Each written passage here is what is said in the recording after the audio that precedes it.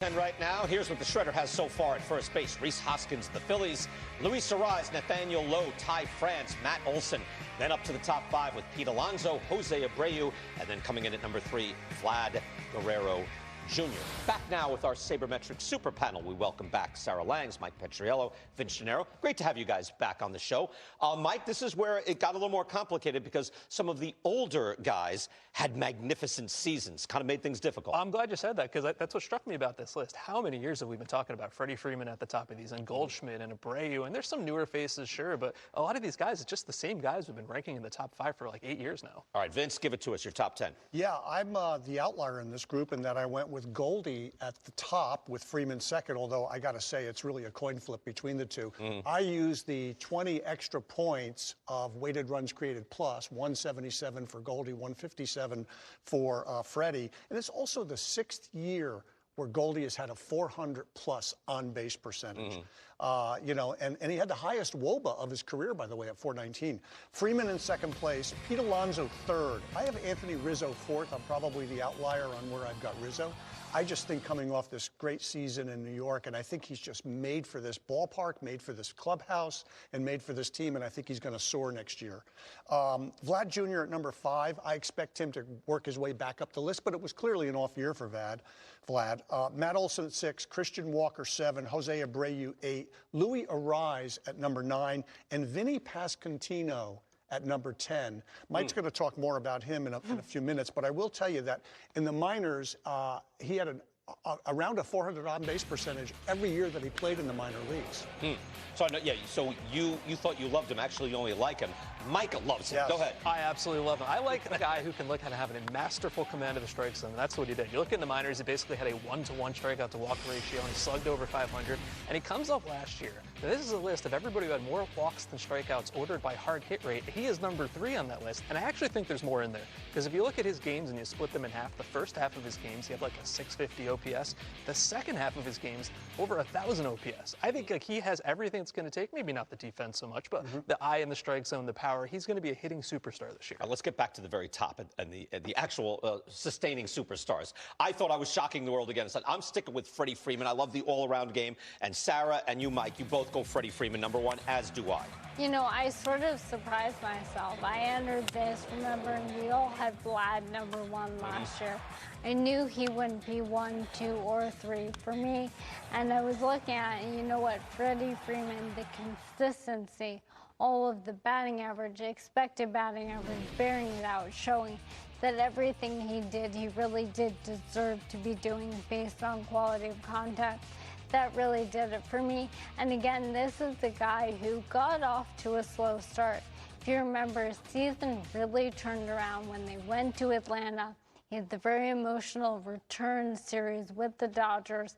After that, he started crushing the ball. So I gave it to him here. And base running. I mean, he's a fantastic all-around player, even as he ages. Vince, I thought I was punishing Vlad Guerrero Jr. by putting him 3. That's as far as I could drop Vlad Jr. You dropped him further than that. Yeah, well, Sarah and I both have him at number 5. I mean, again, he's still only 23, so I think he can have that next-level breakout, but his power and his walks were both off from his 2021 highs. Those are 2 critical variables for him, his ability to get on base, control the strike zone, and his ability to do damage through home runs. And, you know, I mean, I don't know what happened in this year, and I don't want to say it was a bad year by any means. He's still a top 5 first baseman in baseball, but I would expect him to return higher on the list next year. You know, the bottom 5 is obvious. First base is still where it's at. There's still real strength there. But nobody found room for Rhys Hoskins? In the bottom 5? Nobody? I'm not really sure where you could, right? Because if you look at the other guys in this list. 6. I found room at 6. So, yeah, I found plenty. I had room at 6, 7, 8, 9, and 10. I got room. I look at the other guys at the bottom of my list, right? So I had Vinny 7. I had Christian Walker after that, right? 36 home runs with elite first base defense. And nobody talks about Christian Walker. Yeah. Half the people listening don't even know what team he's on if you're not watching the highlights right here. And then I look below that. I'm like, well, if I'm going to have a guy who I don't think is a good defensive first baseman but can hit, well, then I want Nathaniel Lowe, who I think is a better hitter. You know, I also, here's some other players that are now actually technically first basemen. I think some have found room from here.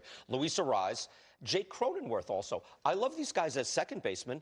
or if they were playing third base. But at first base, you got to have the bat. Like, these guys all have the bat.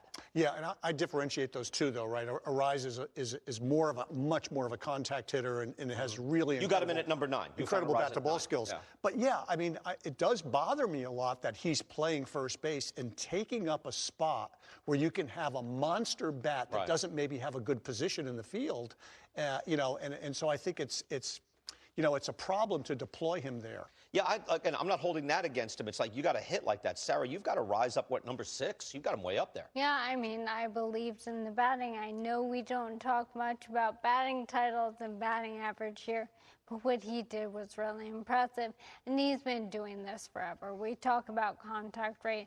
This wasn't 1 year. This is who he is. But another guy I want to point out on my list is right after him.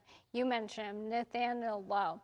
If you go and look at every single offensive slugging stat in the second half, weighted runs created plus, slugging, what have you, it's Aaron Judge and then him. He had an amazing second half, and if you're looking for reasons for the Rangers to, you know, back up all that new pitching, he's a big part of it. All right, and we go Freeman, Goldschmidt.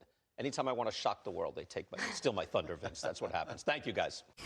Before we step aside, let's look back at the number 1 first baseman in the last couple of years. Joey Votto coming in then in 2018, 2019, then it's Paul Goldschmidt, and then a run of 3 straight years. Freddie Freeman last year as well. We haven't heard his name yet.